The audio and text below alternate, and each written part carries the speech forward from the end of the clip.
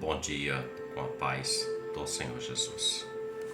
Atos dos Apóstolos, capítulo de número 2, verso 37, declara-se assim: Ouvindo eles isto, compungiram-se em seu coração e perguntaram a Pedro e aos demais apóstolos: Que faremos, varões irmãos? O texto em questão fala de um momento em que se cumpriu uma promessa que o Senhor Jesus fez à igreja, aos apóstolos.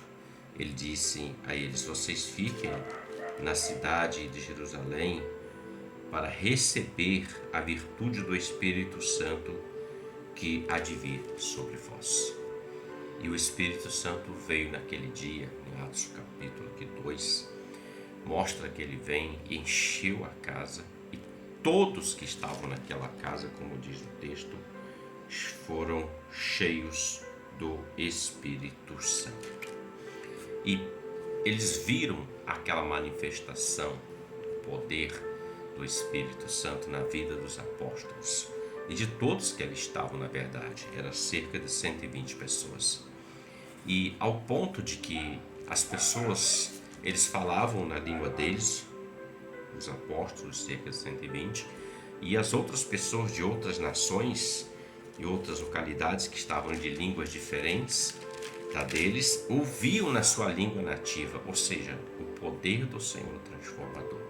E eles ficaram maravilhados, aquela grande multidão ficou perplexa. Mas houve uma contenda, ou ficou dividido, digamos assim.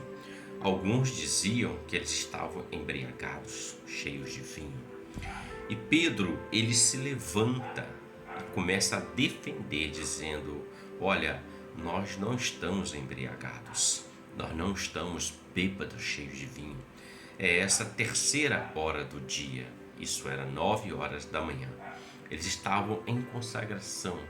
Da primeira hora à terceira, habitualmente os judeus se consagravam em jejum e iam ao templo orar. Então Pedro estava dizendo: essa é a terceira hora do dia, nós não estamos embriagados.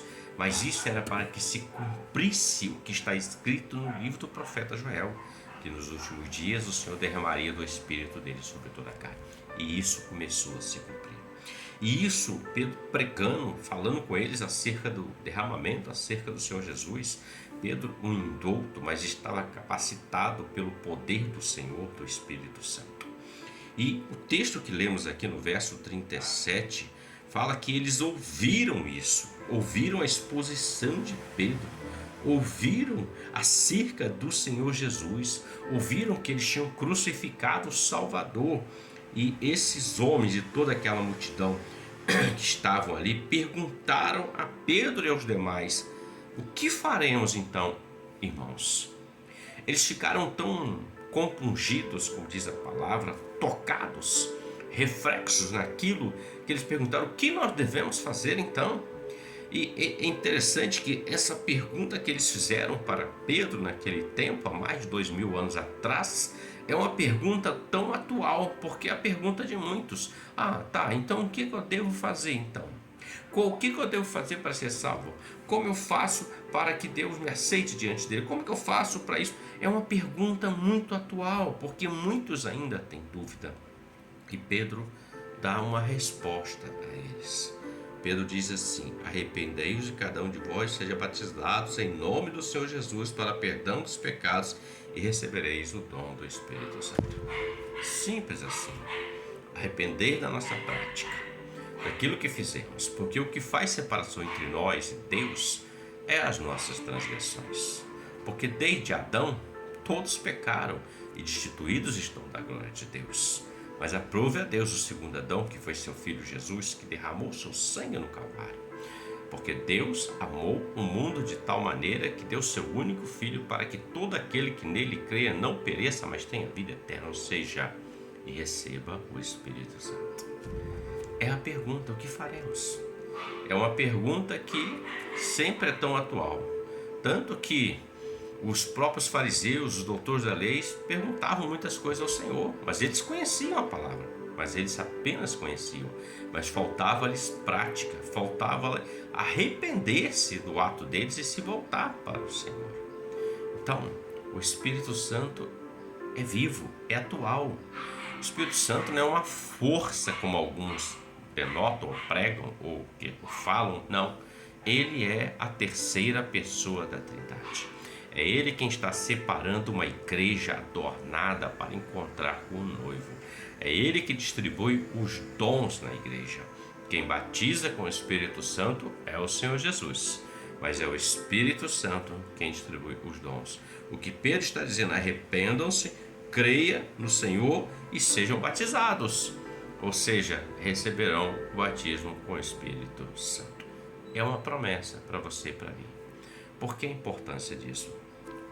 Porque por nós mesmos nós não vamos conseguir. Na força do homem, no braço do homem, na inteligência do homem, no conhecimento do homem, não vamos conseguir vencer as situações dessa vida, os embates.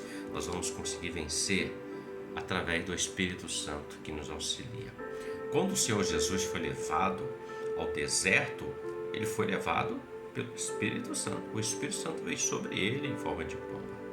E ele foi levado, e ele passou 40 dias, passou por tentações e provações, venceu o diabo. Como nós vamos vencer o diabo, o mundo e a nossa carne, se não for pelo Espírito Santo?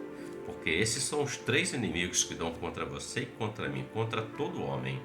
O mundo com a sua ação, a carne com a nossa vontade e o diabo querendo roubar, matar e destruir. Mas como vencer isso? Pela força, a direção, a unção do Espírito Santo. É simples.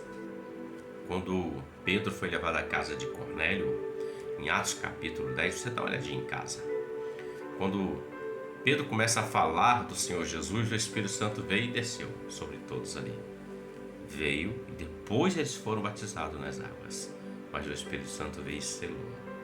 Você e eu, qualquer um, pode receber o Espírito Santo na sua vida.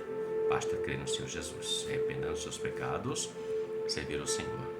Deus é Deus que sela os seus, que marca os seus para aquele grande dia e não nos deixa sozinho. É o Consolador.